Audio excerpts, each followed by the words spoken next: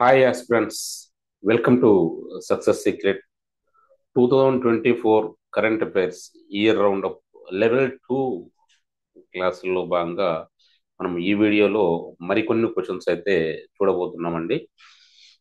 మరి ఇప్పటి వరకు మరి అందించినటువంటి మరి లెవెల్ 2 క్వశ్చన్స్ అన్నింటిని కూడా మీరు మరి ఫాలో అయ్యే ఉంటారని భావిస్తున్నాను.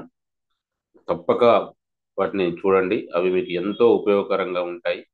మరి త్వరలో జరగబోయేటువంటి పరీక్ష కూడా ఇవి ఎంతో ఉపయోగపడతాయి కాబట్టి మరి ఇటీవల పరీక్షల సరళిని కనుక చూసినట్లయితే డైరెక్ట్ క్వశ్చన్స్ అనేటివి చాలా అంటే చాలా తక్కువగా వస్తున్నాయి. మరి లెవెల్ 2 క్వశ్చన్స్ ఎక్కువగా వస్తున్నాయి కాబట్టి మరి ఇలాంటి స్టేట్మెంట్ క్వశ్చన్స్ కనుక మీరు ఫాలో అయ్యి ఉన్నట్లయితే ఒకవేళ డైరెక్ట్ క్వశ్చన్ వచ్చినా కూడా మీరు ఆన్సర్ చేయడానికి ఆ యొక్క సామర్థ్యాన్ని కలిగి ఉంటారు. కాబట్టి ఖచ్చితంగా మీరు మన ఈ వీడియోను తప్పక చివరి వరకు చూడండి, ఎలాంటి పాజ్ చేయకుండా. అదేవిధంగా మరి కరెంట్ అఫైర్స్కి సంబంధించినటువంటి టెస్టులు కూడా మీకు మన యాప్లో అందుబాటులో ఉన్నాయి. అందులో 1 ఇయర్ వ్యాలిడిటీతో అన్లిమిటెడ్ టైమ్స్ ప్రాక్టీస్ చేసుకునే విధంగా మరి మన సక్సెస్ సీక్రెట్ యాప్లో అందుబాటులో ఉంచడం జరిగింది కాబట్టి కేవలం 99 రూపీస్ మాత్రమే ప్రారంభ ఆఫర్గా, ఓపెనింగ్ ఆఫర్గా అందించడం జరుగుతుంది. కాబట్టి తప్పక మరి కరెంట్ అఫైర్స్ కోర్సును తీసుకోండి. మీరు ప్రాక్టీస్ టెస్ట్లు కూడా మీరు ప్రాక్టీస్ చేయండి. ఎన్నిసార్లు అయినా మీరు ప్రాక్టీస్ చేసుకోవచ్చు 1 సంవత్సరం వ్యాలిడిటీతో. కాబట్టి ఖచ్చితంగా మరి వాటిని మన యాప్ను కూడా ఆదరించాలని కోరుకుంటూ కేవలం 99 రూపీస్. మరి ఇతర ఇన్స్టిట్యూట్లు కానీ ఇతర ప్లాట్ఫామ్లో కూడా ఏ విధంగా ఉందో మీ అందరికి తెలిసిన విషయమే. కానీ మనకు తక్కువలో ఇవ్వాలనే ఒక ఉద్దేశంతో సక్సెస్ సీక్రెట్ ఈ ప్రయత్నం చేసింది. మరి ఇప్పటి వరకు ఈ లెవెల్ 2 క్వశ్చన్స్ అనేటివి మరి ఏ ఇన్స్టిట్యూట్ కానివ్వండి, ఎవరు కానివ్వండి, ఎవరు కూడా ఇచ్చిన ఆ, ఈ విధంగా ప్రిపేర్ చేసిన దాఖలాలు లేవని సక్సెస్ సీక్రెట్ ఘంటాపదంగా చెప్తోంది. మరి కాబట్టి అది మీకు కూడా అర్థమయ్యే ఉంటుంది. మరి ఖచ్చితంగా మరి మీరు మాత్రమే ఫాలో అవుతుండడం కాకుండా మీ ఫ్రెండ్స్ అందరూ కూడా షేర్ చేయండి. మరి అదేవిధంగా మన సక్సెస్ సీక్రెట్ ఆ యూట్యూబ్ ఛానల్ ఇప్పటివరకు సబ్స్క్రైబ్ చేసుకోకుండా ఉంటే తప్పక సబ్స్క్రైబ్ చేసుకోండి. మరి ఖచ్చితంగా మన యాప్లో ఉన్నటువంటి యాప్ని ఇన్స్టాల్ చేసుకొని మరి కరెంట్ అఫైర్స్ కోర్సును కూడా ఖచ్చితంగా పర్చేజ్ చేస్తారని ఆశిస్తూ మరి ఈ క్లాసు స్టార్ట్ చేద్దాం. మొదటగా ఫస్ట్ క్వశ్చన్ కనుక మనం చూసినట్లయితే క్రింది ప్రకటనను పరిగణించండి. ఏ రిలయన్స్ ఫౌండేషన్ వంతారా పేరిట కృత్రిమ అడవిని ప్రారంభించింది.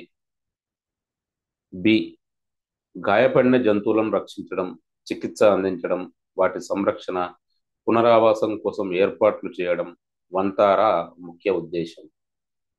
సి రాజస్థాన్లో దీన్ని ఏర్పాటు చేశారు అని 3 స్టేట్మెంట్లు ఇవ్వడం జరిగింది. మరి ఈ 3 స్టేట్మెంట్ చేసి పై ప్రకటనలో సరైనవి ఏవి అని అడగడం జరిగింది. మరి దీంట్లో కనుక చూసినట్లయితే స్టేట్మెంట్ ఏ కనుక చూసినట్లయితే మరి రిలయన్స్ ఫౌండేషను వంతారా పేరిట ఒక కృత్రిమ అడవిని అయితే ప్రారంభించడం జరిగింది. కాబట్టి ఈ స్టేట్మెంట్ ఏ అనేది కరెక్ట్ స్టేట్మెంట్.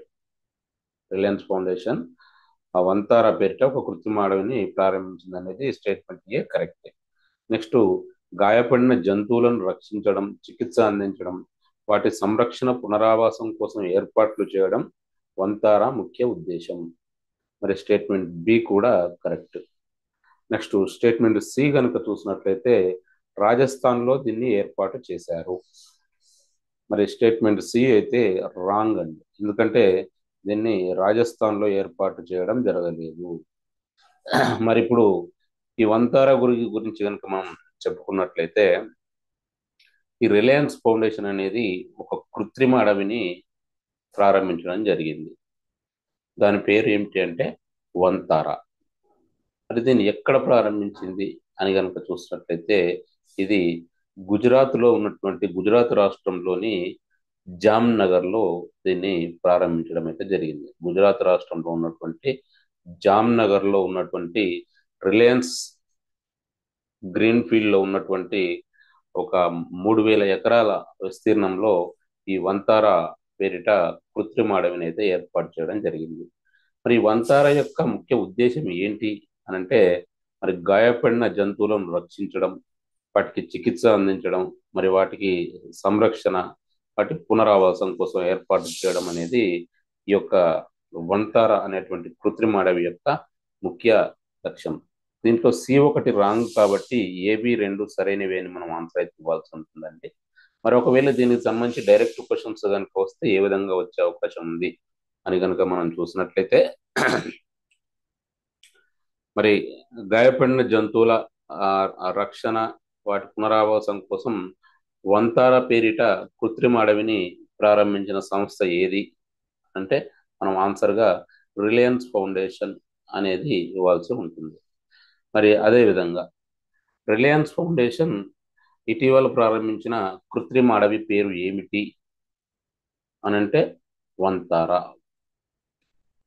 మరి ఆ రిలయన్స్ ఫౌండేషన్ వంతేర పేరిట ఇటీవల ప్రారంభించినది ఏమిటి అని అక్కడ ఒక స్విమ్మింగ్ పూల్ సంథింగ్ ఏదైనా ఆప్షన్లు ఇవ్వచ్చు. స్విమ్మింగ్ పూల్, రెస్టారెంట్, కృత్రిమ అడవి అని ఈ విధంగా ఇచ్చేసినట్లయితే అది మనం ఆప్షన్లలో కృత్రిమ అడవి అని మనం గుర్తుంచుకోవాల్సి ఉంటుందండి. మరి ఈ రిలయన్స్ ఫౌండేషన్ ఈ వంతార పేరిట కృత్రిమ అడవిని ఎక్కడ ఏర్పాటు చేయడం జరిగింది అంటే జామ్నగర్ లో ఏర్పాటు చేయడం జరిగింది. మరి అదేవిధంగా ఈ రిలయన్స్ ఫౌండేషన్ వంతార పేరిట కృత్రిమ అడవిని ఏ రాష్ట్రంలో ఏర్పాటు చేయడం జరిగింది అంటే గుజరాత్ లో ఏర్పాటు చేయడం జరిగింది. ఈ వంతార యొక్క ముఖ్య ఉద్దేశం ఏంటంటే గాయపడిన జంతువులను రక్షించడం, చికిత్స అందించడం, మరి అదేవిధంగా వాటి సంరక్షణ, పునరావాసం కోసం ఏర్పాట్లు చేయడం అనేది ఈ వంతార యొక్క ముఖ్య ఉద్దేశం. నెక్స్ట్ క్వశ్చన్ చూసినట్లయితే, క్రింది ప్రకటనలను పరిగణించండి. ఏ భారత సంతతికి చెందిన ప్రముఖ computer engineer professor Ashok Veeraraghavan కు ఎడిట్ అండ్ పీటర్ ఓడన్నెల్ పురస్కారం దక్కింది.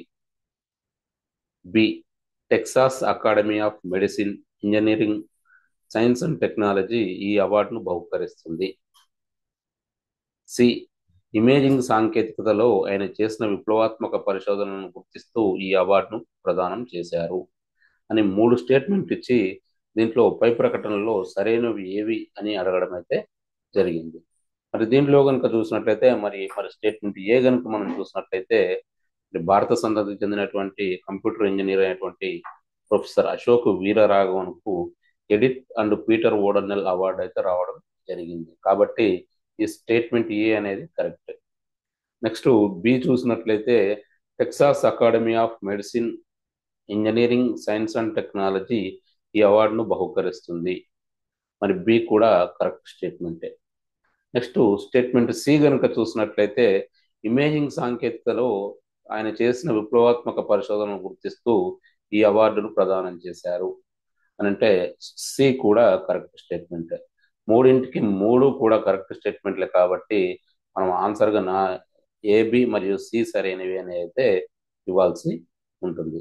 మొత్తానికి మనం చూసుకున్నట్లయితే ఇది భారత సంతతికి చెందినటువంటి కంప్యూటర్ ఇంజనీర్ అయినటువంటి ప్రొఫెసర్ అశోక్ వీరరాఘవన్, ఇతనికి ఎడిట్ అండ్ పీటర్ ఓడన్నెల్ అనే అవార్డు అయితే వచ్చింది.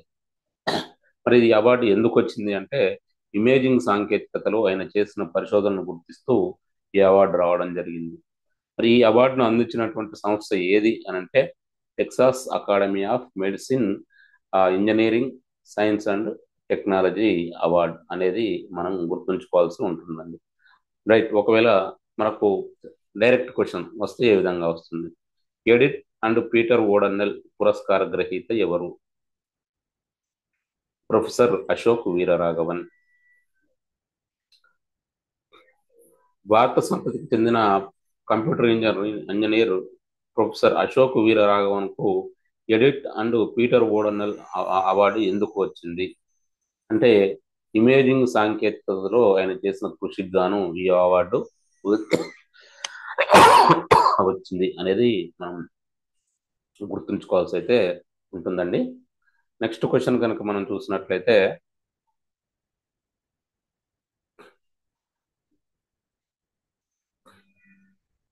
క్రింది ప్రకటనలను పరిగణించండి.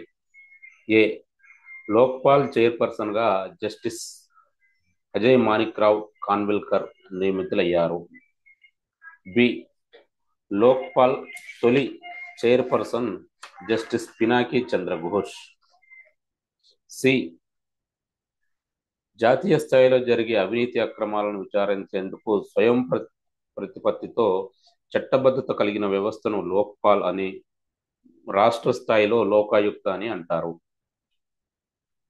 డి లోక్పాల్లో ఒక చైర్పర్సన్ మరియు గరిష్టంగా 6 సభ్యులు ఉంటారు అని 4 స్టేట్మెంట్లు ఇచ్చి పై ప్రకటనలో సరైనవి ఏవి అని అడగడం జరిగింది. మరి దీంట్లో మనం చూసినట్లయితే స్టేట్మెంట్ ఏ గనుక చూసినట్లయితే మరి లోక్పాల్ చైర్పర్సన్ గా జస్టిస్ అజయ్ మాణిక్ రావు ఖాన్విల్కర్ నియమితులయ్యారు అనేటువంటి స్టేట్మెంట్ ఇది కరెక్ట్ స్టేట్మెంటే. నెక్స్ట్ లోక్పాల్ తొలి chairperson justice Pinaki Chandra Ghosh. Statement be also correct. జాతీయ స్థాయిలో జరిగే అవినీతి అక్రమాలను విచారించేందుకు స్వయం ప్రతిపత్తితో చట్టబద్ధత కలిగిన వ్యవస్థను లోక్పాల్ అని, రాష్ట్ర స్థాయిలో లోకాయుక్త అని అంటారు. అంటే స్టేట్మెంట్ సి కూడా కరెక్టే. లోక్పాల్లో ఒక చైర్పర్సన్ మరియు గరిష్టంగా 6 సభ్యులు ఉంటారు అంటే మరి స్టేట్మెంట్ డి అనేది రాంగ్ స్టేట్మెంట్. ఎందుకంటే దీంట్లో 6 సభ్యులు ఉండరు. కాబట్టి మనం ఆన్సర్గా డి ఒకటి రాంగ్ కాబట్టి ఏబిసి సరైనవి అనేది ఆన్సర్గా ఇవ్వాల్సి అయితే ఉంటుంది. మరి మనం ఇప్పుడు ఈ లోక్పాల్ అదేవిధంగా లోకాయుక్తల గురించి కనుక చెప్పుకున్నట్లయితే మరి ఈ లోక్పాల్ లోకాయుక్త అనేటివి 2014 జనవరి 16 నుంచి అమల్లోకి రావడం అయితే జరిగిందండి. జనవరి 16 2014 జనవరి 16 నుంచి మరి లోక్పాల్ లోకాయుక్త అనేది అయితే అమల్లోకి చట్టంగా అమల్లోకి రావడం అయితే జరిగింది.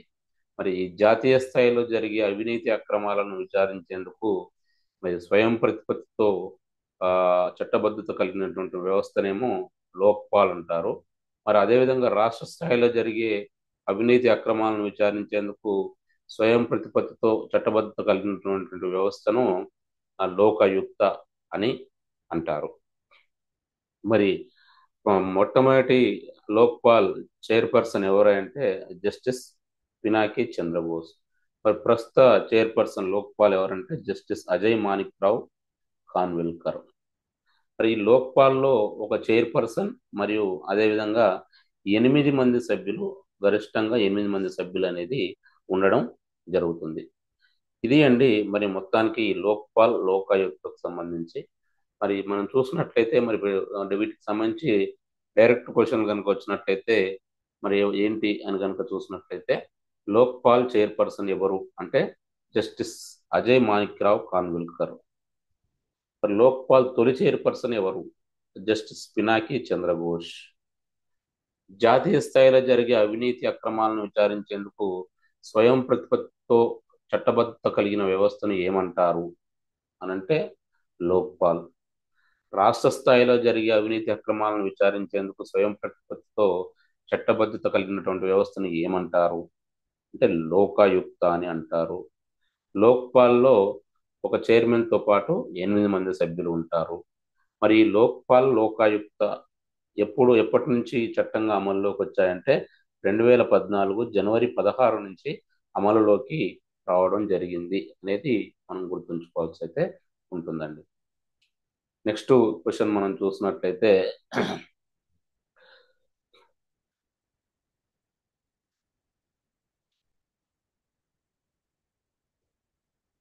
గగన్యాన్కు సంబంధించి క్రింది ప్రకటనను పరిగణించండి. స్టేట్మెంట్ ఏ గనక చూసినట్లయితే భారత తొలి మానవ సహిత అంతరిక్ష యాత్ర గగన్యాన్ 2026లో జరగనుంది. బి గగన్యాన్లో ప్రశాంత్ బాలకృష్ణన్ నాయర్, అంగద్ ప్రతాప్, అజిత్ కృష్ణన్, శుభాంశు శుక్లా అంతరిక్షంలోకి వెళ్ళనున్నారు. సి అంతరిక్షంలోకి వెళ్ళిన తొలి భారత వ్యోమగామి రాకేష్ శర్మ. డి రాకేష్ శర్మ 1984 ఏప్రిల్ 3న అమెరికాకు చెందిన సోయజ్ T11 రాకెట్ ద్వారా మరో ఇద్దరు వ్యోమగాములతో అంతరిక్షంలోకి వెళ్ళాడు అని 4 స్టేట్మెంట్లు ఇచ్చి పై ప్రకటనలలో సరికానివి ఏవి అని అడగడం జరిగింది. చూడండి, ఇక్కడ మనం కన్ఫ్యూజ్ కావద్దు. సరైనవి కాదు, సరి కానివి ఏవి, రాంగ్ స్టేట్మెంట్లు ఏవి అని అడగడం అయితే జరిగిందండి. మనం ఇక్కడ కన్ఫ్యూజ్ అయ్యి సరైనవి అనేది ఇవ్వడం వద్దు. సరి కానివి ఏవి, రాంగ్ స్టేట్మెంట్లు ఏవి అని అడగడం అయితే జరిగింది. మరి చూస్తే మరి మనకు దీంట్లో మరి గగనయాన్కు సంబంధించినటువంటి పూర్తి సమాచారం మనకు తెలిసి ఉంటేనే వీటిని మనం ఏది కరెక్ట్ స్టేట్మెంట్, ఏది రాంగ్ స్టేట్మెంట్ అని ఆన్సర్ చేసే అవకాశం అయితే ఉంటుంది. స్టేట్మెంట్ ఏ గనక చూస్తే భార భారత తొలి మానవ సహిత అంతరిక్ష యాత్ర గగన్యాన్ 2026లో జరగనుంది అనేది స్టేట్మెంట్ ఏ పేర్కొంటుంది. మరి ఈ స్టేట్మెంట్ ఏ అనేది అయితే రాంగ్ స్టేట్మెంట్ అండి. ఎందుకంటే ఇది ఈ గగన్యాన్ అనేది 2026లో కాదు జరిగేది. నెక్స్ట్ బి చూసినట్లయితే గగన్యాన్లో ప్రశాంత్ బాలకృష్ణన్ నాయర్, అంగద్ ప్రతాప్, అజిత్ కృష్ణన్, శుభాంశు శుక్ల అంతరిక్షంలోకి వెళ్ళనున్నారు. Statement B correct. నెక్స్ట్ అంతరిక్షంలోకి వెళ్ళిన తొలి భారత వ్యోమగామి Rakesh Sharma. Yes, C also correct statement. Next D, Rakesh Sharma 1984 April 3న అమెరికాకు చెందిన సోయజ్ T-11 రాకెట్ ద్వారా మరో ఇద్దరు వ్యోమగాములతో అంతరిక్షంలోకి వెళ్ళాడు అని అంటే స్టేట్మెంట్ డి అనేది రాంగ్ స్టేట్మెంట్. ఎందుకంటే ఇతను వెళ్ళింది ఈ సోయజ్ T-11 అనే రాకెట్ ద్వారానే అంతరిక్షంలోకి వెళ్ళడం జరిగింది, కానీ ఇది అమెరికాకు చెందినటువంటి రాకెట్ కాదు, ఇది రష్యాకు చెందినటువంటి రాకెట్. కాబట్టి దీంట్లో ఏడి రెండు సరికానివి. మనం ఆన్సర్గా ఇవ్వాల్సింది ఏంటి అండి, సరైనవని ఇవ్వాలా సరి కానివని ఇవ్వాలని కనుక మనం చూసినట్లయితే సరి కానివి ఇవ్వాల్సి ఉంటుంది. చూడండి, ఇక్కడ ఏడి సరైనవి కావు అని మనం ఆన్సర్గా ఇవ్వాల్సి అయితే ఉంటుంది. అంటే ఏ అనేది రాంగ్ స్టేట్మెంట్, డి అనేది రాంగ్ స్టేట్మెంట్. మరి ఏ అనేది ఎందుకు రాంగ్ స్టేట్మెంట్ అంటే మరి ఈ గగన్యాన్ అనేది భారత తొలి మానవ సహిత అంతరిక్ష యాత్ర అయినటువంటి గగన్యాన్ను 2025లో చేపట్టనున్నారు, 2026 కాదు. మరి అదేవిధంగా మరి అంతరిక్షంలోకి వెళ్ళిన తొలి భారత వ్యోమగామి ఎవరు అంటే రాకేష్ శర్మ. మరి ఈ రాకేష్ శర్మ 1984 ఏప్రిల్ 3న అంతరిక్షంలోకి వెళ్ళడం జరిగింది. అతను ఈ సోయజ్ T-11 రాకెట్ ద్వారా మరొక ఇద్దరు వ్యోమగాములతో కలిసి అంతరిక్షంలోకి వెళ్ళడం జరిగింది. మరి ఈ సోయజ్ T-11 రాకెట్ అనేది ఏ దేశానికి చెందిందంటే ఇది రష్యాకు చెందినటువంటి రాకెట్. రష్యాకు చెందినటువంటి రాకెట్ సోయజ్ T-11 రాకెట్ అనేది ఇది అండి మరి గగన్యాన్కు సంబంధించినటువంటి సమాచారం. నెక్స్ట్ చూసినట్లయితే క్రింది ప్రకటనను పరిగణించండి. స్టేట్మెంట్ ఏ, 5వ చిరుతపుల్ల జనాభా నివేదిక ప్రకారం దేశంలో 13,874 చిరుతలు ఉన్నాయి. బి, 5వ చిరుతపుల్ల జనాభా నివేదిక ప్రకారం ఛత్తీస్గఢ్లో అత్యధికంగా చిరుతలున్నాయి. సి, 5వ చిరుతపుల్ల జనాభా నివేదిక ప్రకారం ఆంధ్రప్రదేశ్లో 297, తెలంగాణలో 569 చిరుతలున్నాయి. D, national tiger conservation authority, wild life institute of India సంయుక్తంగా 5వ చిరుతపుల్ల జనాభా నివేదికను రూపొందించాయి అని 4 స్టేట్మెంట్ ఇచ్చి పై ప్రకటనలో సరైనవి ఏవి అని అడగడం అయితే జరిగింది. మరి దీంట్లో కనుక చూసినట్లయితే మరి స్టేట్మెంట్ ఏ కనుక చూసినట్లయితే 5వ చిరుతపుల్ల జనాభా నివేదికను ఇటీవల విడుదల చేయడం అయితే జరిగింది. మరి ఈ 5వ చిరుతపుల్ల జనాభా నివేదిక ప్రకారము మొత్తం దేశంలో 13,874 చిరుతపుళ్ళు అయితే ఉన్నాయండి. అది స్టేట్మెంట్ ఏ అనేది కరెక్ట్. నెక్స్ట్ 5వ చిరుతపుల్ల జనాభా నివేదిక ప్రకారం ఛత్తీస్గఢ్లో అత్యధికంగా 3,907 చిరుతలు ఉన్నాయి అనేది స్టేట్మెంట్ బి పేర్కొంటుంది. ఈ స్టేట్మెంట్ బి అనేది రాంగ్. ఎందుకంటే ఈ 5వ చిరుతపుల్ల జనాభా నివేదిక ప్రకారం అత్యధికంగా చిరుతపుళ్ళు 3,907 ఉన్నాయి, ఛత్తీస్గఢ్లో కాదు. నెక్స్ట్ చూసినట్లయితే 5వ చిరుతపుల్ల జనాభా నివేదిక ప్రకారం ఆంధ్రప్రదేశ్లో 297, తెలంగాణలో 569 ఉన్నాయి అనేటువంటి ఈ స్టేట్మెంట్ సి కూడా రాంగే. అంటే ఈ ఆంధ్రప్రదేశ్లో అదేవిధంగా ఈ తెలంగాణలో ఉన్నటువంటి చిరుతపుల్ల సంఖ్య అనేది రాంగ్ ఇది. Next national tiger conservation authority, wild life institute of India సంయుక్తంగా 5వ చిరుతపుల్ల జనాభా నివేదికను రూపొందించాయి అనేటువంటి స్టేట్మెంట్ డి అనేది కరెక్ట్ స్టేట్మెంట్.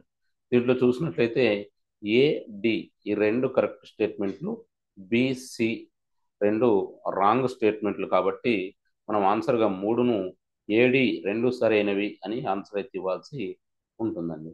మరి మనం చూస్తే దీనికి సంబంధించి కనుక మనం చూసినట్లయితే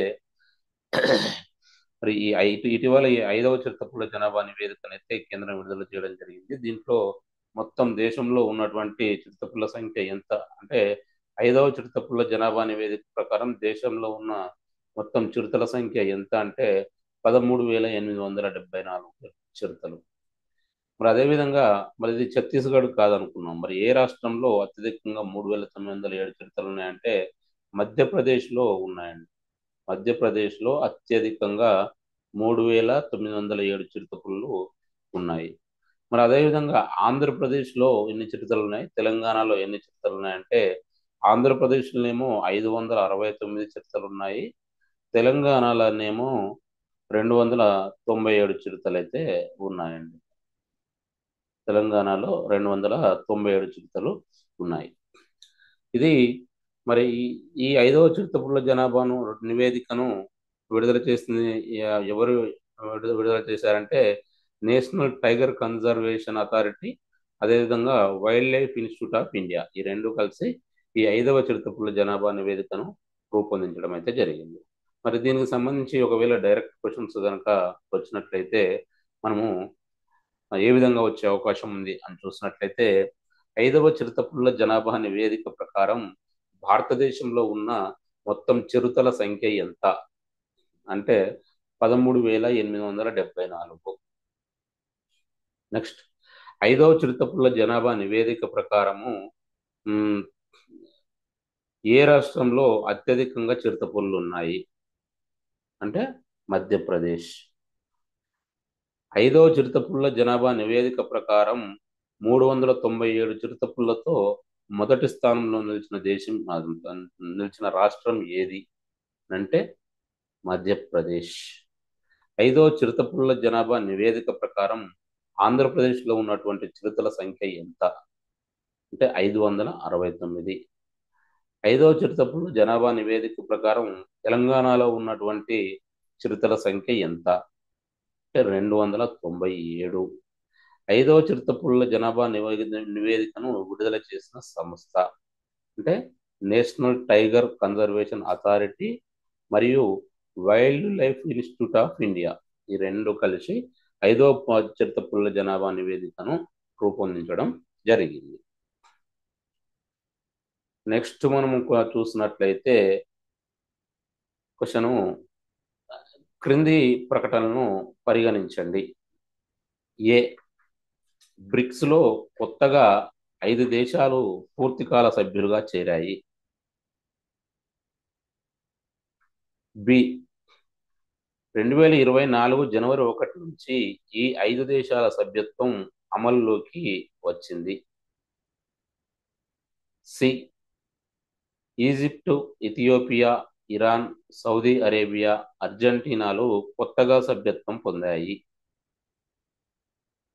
డి బ్రిక్స్ లో ఇప్పటి వరకు బ్రెజిల్, రష్యా, ఇండియా, చైనా, దక్షిణాఫ్రికా సభ్యులుగా ఉన్నాయి అని 4 స్టేట్మెంట్ ఇచ్చి పై ప్రకటనలో సరైనవి ఏవి అని అడగడం జరిగిందండి. మరి దీంట్లో చూసినట్లయితే స్టేట్మెంట్ ఏ గనుక చూసినట్లయితే మరి బ్రిక్స్ లో కొత్తగా 5 దేశాలు పూర్తికాల సభ్యులుగా చేరాయి అనేటువంటి స్టేట్మెంట్ ఏ అనేది కరెక్ట్ స్టేట్మెంటే. నెక్స్ట్ 2024 జనవరి 1 నుంచి ఈ 5 దేశాల సభ్యత్వం అమల్లోకి వచ్చింది. అంటే ఇది కూడా correct statement. Next Egypt, Ethiopia, Iran, Saudi Arabia, అర్జెంటీనాలు కొత్తగా సభ్యత్వం పొందాయి అనేటువంటి స్టేట్మెంట్ సి రాంగ్ స్టేట్మెంట్. ఈ ఉన్నటువంటి 5 దేశాలలో మరి ఇక్కడ పేర్కొన్నటువంటి ఒక దేశం అయితే లేదు, ఈ బ్రిక్స్ లో కొత్తగా సభ్యత్వం తీసుకున్నటువంటి దేశం. అదేంటి అనేది నేను మళ్ళీ మీకు ఎక్స్ప్లెనేషన్ లో వివరిస్తాను. కాబట్టి ఈ స్టేట్మెంట్ సి అనేది రాంగ్ స్టేట్మెంట్. నెక్స్ట్ బ్రిక్స్ లో ఇప్పటి వరకు బ్రెజిల్, రష్యా, ఇండియా, చైనా, ఆ, దక్షిణాఫ్రికా సభ్యులుగా ఉన్నాయి అనేటువంటి స్టేట్మెంట్ డి అనేది అయితే కరెక్ట్ స్టేట్మెంట్. ఏబిడి ఈ మూడు కరెక్ట్ స్టేట్మెంట్, సి ఒకటి రాంగ్ స్టేట్మెంట్. కాబట్టి మనం ఆన్సర్గా మూడును ఏబిడి సరైనవి అనేది అయితే ఇవ్వాల్సి ఉంటుందండి. ఎస్, మనం ఇప్పుడు ఈ బ్రిక్స్ గురించి కనుక చెప్పుకుంటే బ్రిక్స్ లో మరి ఇప్పటివరకు 5 దేశాలు ఉన్నాయి. అవి ఏంటి అంటే బ్రిక్స్, BRICS. బ్రిక్స్ అంటే Brazil, Russia, India, China, south Africa. ఇవి 5 సభ్య దేశాలు ఇప్పటి వరకు ఉన్నాయి. మరి 2024 జనవరి 1 నుంచి మరొక 5 కూడా దీంట్లో 2024 జనవరి 1 నుంచి మరొక 5 కూడా ఈ పూర్తికాల సభ్యులుగా మరి ఈ బ్రిక్స్ లో చేరడం జరిగింది. అవి ఏంటి అంటే 1 Egypt, 2 Ethiopia, 3 Iran, 4 Saudi Arabia, 5 Argentina కాదు. 5వది ఏంటి అంటే UAE, United Arab Emirates, UAE. ఇవి 5 మరి బ్రిక్స్ లో 2024 జనవరి 1 నుంచి కొత్తగా సభ్యత్వాన్ని తీసుకోవడం అయితే జరిగింది. ఎస్, ఇప్పుడు మనము ఈ బ్రిక్స్ కు సంబంధించి కొత్తగా మనకు డైరెక్ట్ క్వశ్చన్స్ వచ్చే అవకాశం ఉంటే ఏ విధంగా వచ్చే అవకాశం ఉంది అంటే మరి ఒక 5 దేశాల పేర్లు ఇచ్చేసి కింద ఈ క్రింది వాటిలో బ్రిక్స్ లో సభ్యత్వం లేని దేశం ఏది అని మీకు ఒక క్వశ్చన్ కనుక ఇచ్చే అవకాశం ఉన్నట్లయితే మొత్తం బ్రిక్స్ లో ఇప్పుడు ఉన్నటువంటి దేశాలు ఏంటి అనేది మనం గుర్తుంచుకోవాల్సి ఉంటుంది. మొదటి ప్రాథమిక దేశాలు ఏంటి అంటే Brazil, Russia, India, China, south Africa. మరి ఇప్పుడు చేరినటువంటి దేశాలు ఏంటి అంటే Egypt, Ethiopia, Iran, Saudi Arabia, UAE, United Arab Emirates. ఇవి ఈ 10 దేశాలు ఇప్పుడు బ్రిక్స్ లో ఉన్న సభ్యత్వం పొంది అయితే ఉన్నాయి. మరి ఇటీవల బ్రిక్స్ లో కొత్తగా చేరిన దేశాల సభ్యత్వం ఎప్పటి నుంచి అమల్లోకి వచ్చింది అని అంటే అడిగినట్లయితే 2024 జనవరి 1 నుంచి అమల్లోకి వచ్చింది. మరి అదేవిధంగా ఇటీవల బ్రిక్స్ లో కొత్తగా సభ్యత్వం తీసుకున్న దేశాల సంఖ్య ఎంత అనంటే 5 అనేది మనం ఇవ్వాల్సి అయితే ఉంటుందండి. నెక్స్ట్ క్వశ్చన్ మనం చూసినట్లయితే క్రింది ప్రకటనను పరిగణించండి. ఏ పంజాబ్కు చెందిన విద్యావేత్త సత్నామ్ సింగ్ సంధును రాష్ట్రపతి ద్రౌపది ముర్ము రాజ్యసభకు నామినేట్ చేశారు. బి సత్నామ్ సింగ్ సంధు చండీగఢ్ యూనివర్సిటీ వ్యవస్థాపకుడు అని 2 స్టేట్మెంట్ ఇచ్చి పై ప్రకటనలో సరైనవి ఏవి అని అడగడం జరిగింది. మరి స్టేట్మెంట్ ఏ చూసినట్టయితే మరి పంజాబ్కు చెందినటువంటి విద్యావేత్త సత్నామ్ సింగ్ సింధును రాష్ట్రపతి ద్రౌపది ముర్ము రాజ్యసభకు నామినేట్ చేశారు అనే ఒకటి స్టేట్మెంట్ అయితే కరెక్ట్ స్టేట్మెంటే. నెక్స్ట్ స్టేట్మెంట్ బి కనుక చూసినట్లయితే సత్నామ్ సింగ్ సంధు చండీగఢ్ యూనివర్సిటీ వ్యవస్థాపకుడు. బి కూడా కరెక్ట్ స్టేట్మెంటే. రెండింటికి 2 కరెక్టే కాబట్టి మనం ఆన్సర్గా 3ను ఏబి 2 సరైనవి అనేది ఇవ్వాల్సి ఉంటుంది. మరి రాజ్యసభకు రాష్ట్రపతి కూడా కొందరు నామినేట్ చేసే అవకాశం ఉంటుంది కాబట్టి మరి రాష్ట్రపతి కోటాలో మరి ద్రౌపది ముర్ము ఈ పంజాబ్కు చెందినటువంటి ఒక విద్యావేత్త అయినటువంటి సత్నామ్ సింగ్ సంధును రాజ్యసభకు నామినేట్ చేయడం జరిగింది. మరి ఇతని యొక్క ప్రత్యేకత ఏంటి అంటే ఈ సత్నామ్ సింగ్ సంధు యొక్క ప్రత్యేకత ఏంటి అంటే చండీగఢ్ యూనివర్సిటీ యొక్క వ్యవస్థాపకుడు. మరి దీనికి సంబంధించి ఒకవేళ క్వశ్చన్లు వస్తే అవకాశం డైరెక్ట్ ఉంటే ఏ విధంగా ఉంది అని అంటే రాష్ట్రపతి ద్రౌపది ముర్ము ఇటీవల పంజాబ్కు చెందిన ఎవరిని రాజ్యసభకు నామినేట్ చేసింది అని అంటే ఆన్సర్ సత్నామ్ సింగ్ సంధు. ఇటీవల రాష్ట్రపతిసే రాజ్యసభకు ఆ, నామినేట్ చేయబడిన సత్నామ్ సింగ్ సంధు ఏ రాష్ట్రానికి చెందినవారు? పంజాబ్. మరి అదేవిధంగా ఇటీవల రాష్ట్రపతితే ఆ, రాజ్యసభకు నామినేట్ చేయబడిన సత్నామ్ సింగ్ సంధు ఏ యూనివర్సిటీ వ్యవస్థాపకుడు? అంటే చండీగఢ్ యూనివర్సిటీ వ్యవస్థాపకుడు అనేది మనం ఆన్సర్గా ఇవ్వాల్సి అయితే ఉంటుంది. నెక్స్ట్ క్వశ్చన్ మనం చూసినట్లయితే క్రింది ప్రకటనలు పరిగణించండి. ఏ దేశంలోనే మొట్టమొదటి గర్ల్స్ సైనిక్ స్కూల్ సంవిద్ గురుకులం గర్ల్స్ సైనిక్ స్కూల్ను ఉత్తరప్రదేశ్లో గల మధుర నగరంలోని బృందావన్లో ప్రధానమంత్రి నరేంద్ర మోడీ 2024 జనవరి 1న ప్రారంభించారు. నెక్స్ట్ స్టేట్మెంట్ బి దేశంలోనే తొలి డార్క్ స్కై పార్కుగా మధ్యప్రదేశ్లోని పెంచ్ టైగర్ రిజర్వ్ గుర్తింపు సాధించింది అనేది రెండు స్టేట్మెంట్లు ఇచ్చేసి పై ప్రకటనలో సరైనవి ఏవి అని అడగడం అయితే జరిగిందండి. మరి దీంట్లో చూసినట్లయితే మనం స్టేట్మెంట్ ఏ గనుక చూసినట్లయితే మరి దేశంలోనే మొట్టమొదటి గర్ల్స్ సైనిక్ స్కూల్ సంవిద్ గురుకులం గర్ల్స్ సైనిక్ స్కూల్ను ఉత్తరప్రదేశ్లో గల మధుర నగరంలోని బృందావన్లో ప్రధానమంత్రి నరేంద్ర మోడీ జనవరి 1న ప్రారంభించారు అనేది స్టేట్మెంట్ ఏ అనేది రాంగ్ స్టేట్మెంట్. ఎందుకంటే మరి ఈ దేశంలోనే మొట్టమొదటి గర్ల్స్ సైనిక్ స్కూల్ అయినటువంటి సంవిద్ గురుకులం గర్ల్స్ సైనిక్ స్కూల్ను ఉత్తరప్రదేశ్లోనే ప్రారంభించారు. ఉత్తరప్రదేశ్లో ఉన్నటువంటి ఈ మధుర నగరంలో ఉన్నటువంటి బృందావన్లోనే ప్రారంభించారు. దాన్ని కూడా 2024 జనవరి 1నే ప్రారంభించారు. కానీ దీన్ని ప్రారంభించిన వారు ప్రధానమంత్రి నరేంద్ర మోడీ కాదు. దీన్ని ప్రారంభించిన వారు ప్రధానమంత్రి నరేంద్ర మోడీ కాదు. మరి ఇది ఎవరు అనేది నేను మీకు మళ్ళీ ఎక్స్ప్లెనేషన్లో వివరిస్తాను. నెక్స్ట్ స్టేట్మెంట్ బి చూసినట్లయితే మరి దేశంలోనే తొలి డార్క్ స్కై పార్క్గా మధ్యప్రదేశ్లోని పెంచ్ టైగర్ రిజర్వ్ గుర్తింపు సాధించింది. మరి స్టేట్మెంట్ బి కూడా రాంగ్ స్టేట్మెంట్ అండి. ఎందుకంటే మరి దేశంలోనే తొలి డార్క్ స్కై పార్క్గా ఆ పెంచ్ టైగర్ రిజర్వ్ గుర్తింపు సాధించిన మాట వాస్తవమే, కానీ ఈ పెంచ్ టైగర్ రిజర్వ్ అనేది మధ్యప్రదేశ్లో లేదు. కాబట్టి ఈ స్టేట్మెంట్ అనేది రాంగ్. మరి రెండింటికి రెండు కూడా రాంగ్ స్టేట్మెంట్లే కాబట్టి మనం ఆన్సర్గా ఏబి రెండు సరికాదు అని ఇవ్వాల్సి ఉంటుంది. మరి వీటికి సంబంధించి మనం ఒక్కసారి కనుక చూసినట్లయితే దేశంలోనే మొట్టమొదటి గర్ల్స్ సైనిక్ స్కూల్ అయినటువంటి సంవిద్ గురుకులం గర్ల్స్ సైనిక్ స్కూల్ను ఉత్తరప్రదేశ్ రాష్ట్రంలోని మధురా నగరంలో గల బృందావన్లో కేంద్ర రక్షణ శాఖ మంత్రి అయినటువంటి రాజ్నాథ్ సింగ్ 2024 జనవరి 1న ప్రారంభించడం అయితే జరిగింది. ఎవరండి? కేంద్ర రక్షణ శాఖ మంత్రి రాజ్నాథ్ సింగ్ దీన్ని ప్రారంభించారు. మరి అదేవిధంగా దేశంలోనే తొలి డార్క్ స్పైగా డార్క్ స్కై పార్కుగా మహారాష్ట్రలోని పెంచ్ టైగర్ రిజర్వ్ గుర్తింపు సాధించింది. ఈ పెంచ్ టైగర్ రిజర్వ్ అనేది ఎక్కడ ఉందండి?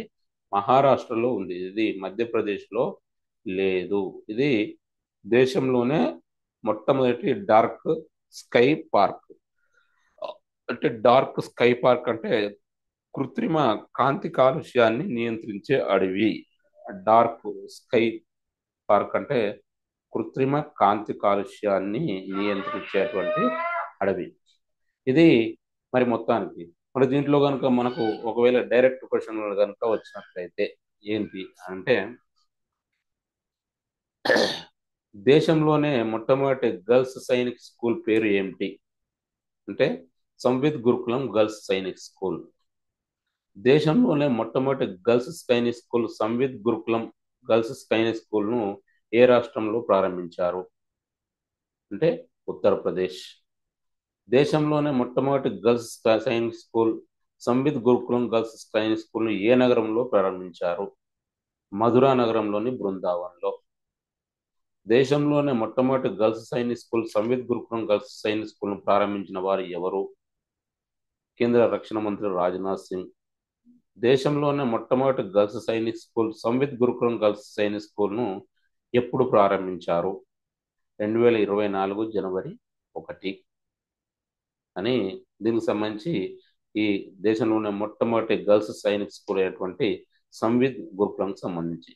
మరి నెక్స్ట్ దేశంలోని తొలి డార్క్ స్కై పార్క్ అంటే కృత్రిమ కాంతి కాలుష్యాన్ని నియంత్రించే అడవి గురించి కనుక చూసినట్లయితే దేశంలోనే తొలి డార్క్ స్కై పార్క్ ఏ రాష్ట్రంలో ఉంది? అంటే మహారాష్ట్రలో ఉంది. దేశంలోనే తొలి డార్క్ స్కై పార్క్ గా ఏ టైగర్ రిజర్వ్ గుర్తింపు సాధించింది? Bench tiger reserve. దేశంలోనే తొలి డార్క్ స్కై పార్క్ గా గుర్తింపు పొందిన బెంచ్ టైగర్ రిజర్వ్ ఏ రాష్ట్రంలో ఉంది? మహారాష్ట్రలో ఉంది. తర్వాత మహారాష్ట్రలోని పెంచ్ టైగర్ రిజర్వ్ ఇటీవల ఏ ఘనత సాధించింది? అంటే దేశంలోనే తొలి డార్క్ స్కై పార్క్ అని మనం ఆన్సర్ అయితే ఇవ్వాల్సి ఉంటుందండి. నెక్స్ట్ క్వశ్చన్ కనుక మనం చూసినట్లయితే క్రింది ప్రకటనలు పరిగణించండి. ఏ అవినీతి సూచి 2023లో భారత్ 93వ స్థానంలో నిలిచింది. బి అవినీతి రహిత దేశంగా ఫిన్లాండ్ నిలిచింది. అత్యంత అవినీతిమయ దేశంగా సోమాలియా నిలిచింది అని 3 స్టేట్మెంట్లు ఇచ్చేసి దీంట్లో సరైనవి ఏవి అని అడగడం అయితే జరిగింది. మరి స్టేట్మెంట్ ఏ కనుక చూసినట్లయితే 2023 అవినీతి సూచీలో భారత్ అయితే 93వ స్థానంలో నిలిచిన మాట వాస్తవమే. కాబట్టి స్టేట్మెంట్ ఏ కరెక్ట్. నెక్స్ట్ అవినీతి రహిత దేశంగా ఫిన్లాండ్ నిలిచింది అనేది ఉంది. కాదు, అవినీతి రహితంగా ఫిన్లాండ్ అయితే నిలవలేదు. ఇది రాంగ్ స్టేట్మెంట్. కాబట్టి స్టేట్మెంట్ బి అనేది రాంగ్. నెక్స్ట్ అత్యంత అవినీతిమయమైన దేశంగా సోమాలియా నిలిచింది. Statement C also correct. దీంట్లో ఏసి 2 కరెక్ట్ అయినవి, బి 1 రాంగ్. కాబట్టి మనం ఆన్సర్గా ఏసి సరైనవి అనేది ఇవ్వాల్సి అయితే ఉంటుంది. మరి అత్యంత అవినీతి రహిత దేశంగా నిలిచిన దేశం ఏది అని అంటే ఇది డెన్మార్క్ అండి. అవినీతి సూచీలో అవినీతి రహిత దేశంగా నిలిచిన దేశం ఏది అంటే డెన్మార్క్. అత్యంత అవినీతిమయ దేశమేమో సోమాలియా. మరి అవినీతి సూచి 2023లో భారత స్థానమేమో 93. చూడండి, అవినీతి సూచి 2023కు సంబంధించి దీంట్లో అవినీతి రహిత దేశమేమో డెన్మార్క్, అత్యంత అవినీతిమయ దేశమేమో సోమాలియా. దీనిలో భారత్ యొక్క స్థానమేమో 93. అవినీతి సూచి 2023 ప్రకారం అవినీతి రహిత దేశం ఏది అంటే డెన్మార్క్. అవినీతి సూచి 2023 ప్రకారం అత్యంత అవినీతిమయమైన దేశం ఏది? సోమాలియా. అవినీతి సూచి 2023లో భారత్ ర్యాంక్ ఎంత?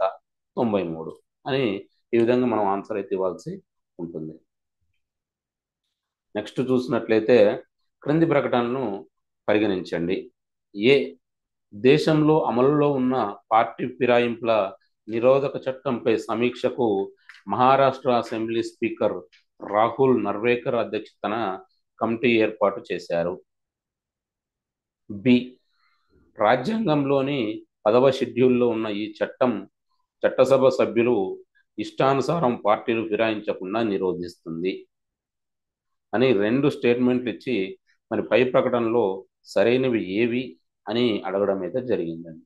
మరి దీంట్లో కనుక చూసినట్లయితే మరి స్టేట్మెంట్ ఏ కనుక చూసినట్లయితే దేశంలో అమలులో ఉన్న పార్టీ ఫిరాయింపుల నిరోధక చట్టంపై సమీక్షకు మహారాష్ట్ర అసెంబ్లీ స్పీకర్ రాహుల్ నర్వేకర్ అధ్యక్షతన కమిటీ ఏర్పాటు చేశారు అనేది ఇది స్టేట్మెంట్ ఏ అనేది కరెక్ట్ స్టేట్మెంట్. నెక్స్ట్ బి చూసినట్లయితే రాజ్యాంగంలోని 10వ షెడ్యూల్లో ఉన్న ఈ చట్టసభ సభ్యులు ఇష్టానుసారం పార్టీలు ఫిరాయించకుండా నిరోధిస్తుంది అని పేర్కొంటుంది. స్టేట్మెంట్ బి కూడా కరెక్టే. రెండింటికి 2 కరెక్ట్ స్టేట్మెంట్ కాబట్టి ఏబి 2 సరైనవి అని మనం ఇవ్వాల్సి ఉంటుంది. అంటే నేను ఈ వీడియో చేసే నాటికి మనం కనుక చూసినట్లయితే మరి 2024 నవంబర్లో జరిగినటువంటి మహారాష్ట్ర అసెంబ్లీ ఎన్నికల్లో మరి అక్కడ ప్రభుత్వం అయితే మరి బీజేపీ నేతృత్వంలోని ఎన్డీఏ కూటమి అయితే అధికారంలోకి రావడం అయితే జరిగింది. మరి అప్పటికి మరి మహారాష్ట్ర అసెంబ్లీ ఎవరైతారని తెలియదు, కానీ ఈ కమిటీ వేసే నాటికి మాత్రం అయితే మహారాష్ట్ర అసెంబ్లీ స్పీకర్ గా ఉన్నటువంటి రాహుల్ నర్వేకర్ అధ్యక్షతనే ఈ కమిటీని ఏర్పాటు చేశారనే విషయాన్ని మనం పరిగణలోకి తీసుకోవాల్సి ఉంటుంది. అంటే దీన్ని మరి ఒకవేళ మరి ఏదైనా అప్డేట్ వచ్చింటే మరి సార్ ఈ విధంగా చెప్పారని మీరు కన్ఫ్యూజ్ కాకుండా ఉండడం కోసము నేను మీకు ముందుగానే నేనైతే ఈ హింట్ అయితే ఇవ్వడం అయితే జరుగుతుంది. దేశంలో ఓకే, దీనికి సంబంధించి ఒక డైరెక్ట్ క్వశ్చన్స్ కనుక వస్తే ఏ విధంగా వచ్చే అవకాశం ఉందంటే, దేశంలో అమల్లో ఉన్న పార్టీ ఫిరాయింపుల నిరోధక చట్టంపై సమీక్షకు ఆ, ఏ రాష్ట్ర అసెంబ్లీ స్పీకర్ అధ్యక్షతన కమిటీని ఏర్పాటు చేశారు అంటే మహారాష్ట్ర అనేది మనం గుర్తుంచుకోవాల్సి ఉంటుంది. మరి రాజ్యాంగంలోని ఏ షెడ్యూలు మరి పార్టీ ఫిరాయింపుల నిరోధక చట్టం గురించి నిర్వచిస్తుంది అని అంటే రాజ్యాంగంలోని 10వ షెడ్యూలు దీన్ని నిర్వహించడం అయితే జరుగుతుంది. నెక్స్ట్ చూసినట్లయితే క్రింది ప్రకటనలు పరిగణించండి.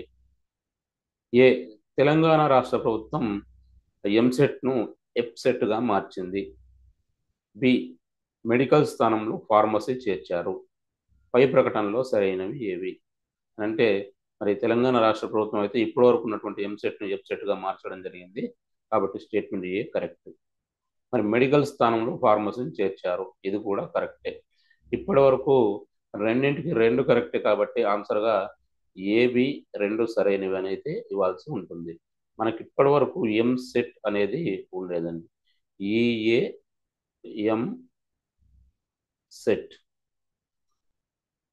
ఎంసెట్ అనేది ఉండేది. దీన్ని ఇప్పుడు ఎఫ్సెట్గా మార్చడం జరిగింది. ఎం స్థానంలో పి అనేది అయితే రావడం జరిగింది. అంటే మెడికల్ స్థానంలో ఫార్మసీ అనేది అయితే వచ్చింది. మరి దీనికి సంబంధించి కనుక మనం ఒకసారి కనుక చూసినట్లయితే ఎంట్రన్స్ దీని full form EAMCET full form కనుక చూసినట్లయితే engineering agriculture and medical common entrance test. Engineering agriculture and medical common entrance test. మరి ఇప్పుడేమో engineering agriculture and pharmacy common entrance test.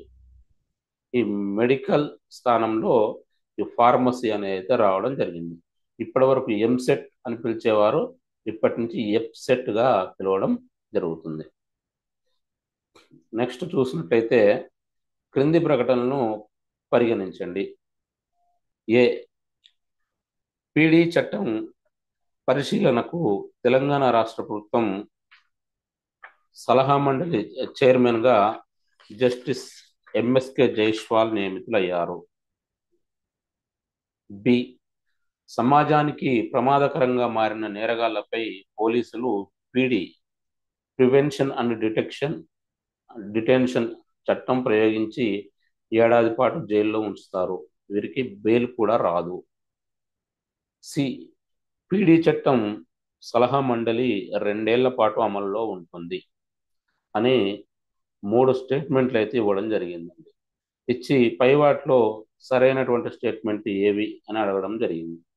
మరి చూసినట్లయితే స్టేట్మెంట్ ఏ చూసినట్లయితే పీడీ చట్టం పరిశీలనకు తెలంగాణ రాష్ట్ర ప్రభుత్వం సలహా మండలి చైర్మన్గా జస్టిస్ ఎంఎస్కే జైస్వాల్ నియమితులయ్యారు అనే స్టేట్మెంట్ కరెక్ట్ స్టేట్మెంట్.